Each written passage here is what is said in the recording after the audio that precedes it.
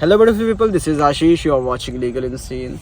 As we know very well that CrPC के section 190 के accordingly magistrate किसी भी पर्टिकुलर केस में 3 तरीके से कॉग्निजेंस लेता है, ये हमें ऑलरेडी पता है। पहला तरीका है प्राइवेट कंप्लेंट के थ्रू। अगर कोई भी व्यक्ति किसी भी तरह की प्राइवेट कंप्लेंट कोर्ट में ले जाकर देता है तो मजिस्ट्रेट उस प्राइवेट कंप्लेंट पर अपनी कॉग्निजेंस ले सकता है उस ऑफेंस पर। दूसरा तरीका है पुलिस रिपोर्ट के थ्रू। जब पुलिस इन्वेस्टिगेशन करके एफआईआर रजिस्टर करके कोर्ट में चार्जशीट फाइल करती है, चार्जशीट को ही बेसिकली फाइनल रिपोर्ट बोलते हैं, तो फाइनल रिपोर्ट पर उस फाइनल रिपोर्ट पर कोर्ट अपना कॉग्निजेंस लेती है कि पर्टिकुलर केस में क्या ऑफेंस हुआ है। तीसरा तरीका है कि जब कोर्ट कोई देखती है कि कोई ऑफेंस हो रहा है, कोर्ट की नॉलेज में किसी दूसरे व्यक्ति के थ्रू जब आता है नॉलेज में कि कोई ऑफेंस हुआ है, तो कोर्ट जो है अपने आप ही उस पर्टिकुलर केस में अपना कॉग्निजेंस ले लेती है कि क्या ऑफेंस हुआ है।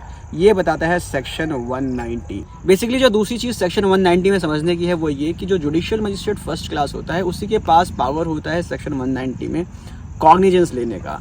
वो चाहे प्राइवेट कंप्लेंट के थ्रू ले, चाहे वो पुलिस के फाइनल रिपोर्ट से ले, या फिर किसी दूसरे अन्य माध्यम से अपना कॉग्निजेंस ऑफेंस पर ले, बट वो जुडिशियल मजिस्ट्रेट फर्स्ट क्लास ही ले सकता है। बट इसके साथ ही साथ जब आप सब क्लॉज 2 पढ़ते हैं सेक्शन 190 का, तो उसमें ये मेंशन है कि जुडिशियल मजिस्ट्रेट सेकंड क्लास भी किसी भी पर्टिकुलर केस में अपना कॉग्निजेंस ले सकता है, लेकिन इसके लिए चीफ जुडिशियल मजिस्ट्रेट अगर उसको एम्पावर करता है तो ही वो अपना कॉग्निजेंस ले सकता है।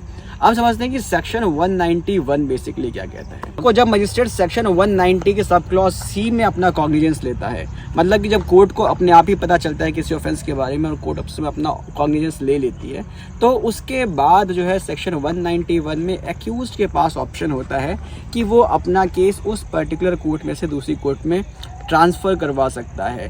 और इसके लिए जो है कोर्ट उसको ये प्रॉपरली बताएगी कि उसके पास जो है ऑप्शन है कि वो उसी कोर्ट में अपने केस का ट्रायल करवाना चाहता है या दूसरे कोर्ट में अपने केस को ट्रांसफ़र करवाना चाहता है।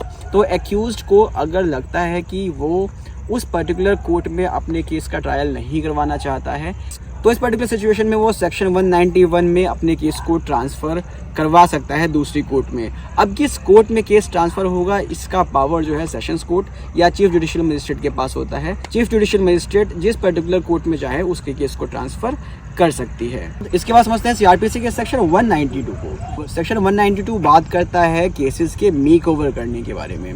अब ये make over of the cases क्या होता है, पहले इसको समझो।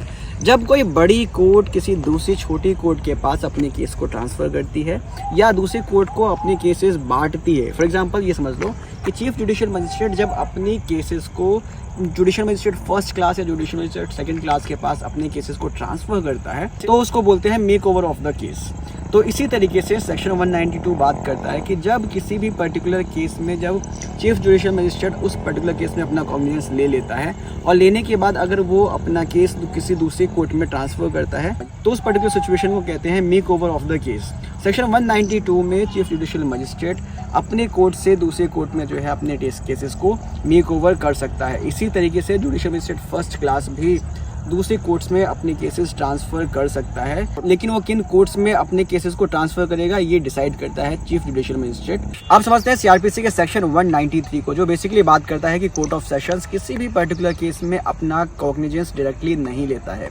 देखो बेसिकली क्या होता है कि जब भी जुडिशियल मजिस्ट्रेट फर्स्ट क्लास या चीफ जुडिशियल मजिस्ट्रेट जब अपने किसी भी पर्टिकुलर केस को कोर्ट ऑफ सेशंस में कमिट करता है, तो उसके बाद ही कोर्ट ऑफ सेशंस उस पर्टिकुलर केस में अपना कॉग्निजेंस लेता है। अब ये कमिटमेंट ऑफ द केसेस क्या होता है, इसको भी समझ लो। देखो बेसिकली क्या होता है कि जब कोई छोटी कोर्ट जब बड़ी कोर्ट में अपने केसेस को ट्रांसफ़र करती है, उसको बोलते हैं कमिटमेंट ऑफ द केसेस। जैसे make over of the cases था, वैसे ही कमिटमेंट ऑफ द केसेस भी होता है। Make over of the cases का मतलब होता है कि बड़ी कोर्ट छोटी कोर्ट को अपना केस ट्रांसफ़र कर रही है। इसी तरीके से जब छोटी कोर्ट बड़ी कोर्ट को केसेस ट्रांसफ़र करती है तो उसको बोलते हैं कमिटमेंट ऑफ द केसेस। तो बेसिकली ये थे सीआरपीसी के 4 section, section 190, section 191, section 192 and section 193। I hope आपको समझ में आया होगा कि बेसिकली ये 4 सेक्शंस क्या कहते हैं। मिलते हैं नेक्स्ट वीडियो में, टेक केयर, बाय बाय।